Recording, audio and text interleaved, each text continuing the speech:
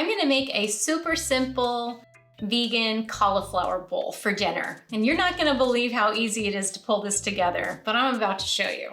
Let's get started. All you need to do is place some roughly chopped cauliflower onto a baking sheet, sprinkle with cumin, cayenne pepper, smoked paprika, and black pepper. Let those roast in the oven for about 20 minutes. Then you'll want to add the string beans right next to them and let it roast for about 5 more minutes. Now you're ready to plate. Start with a bowl of basmati rice, and you can make this in advance, and that way this meal comes together even quicker. Grab some tongs, add cauliflower to half of the bowl, and then place the green beans on the other half of the bowl.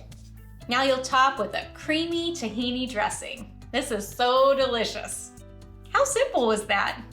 All you need to do is take around 30 minutes to put this bowl together, and you've got yourself a delicious, healthy meal.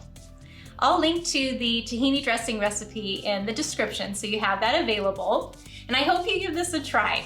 There's no reason not to. It's absolutely delicious, very filling, and I hope you enjoy. Thank you so much for watching. Have a great day.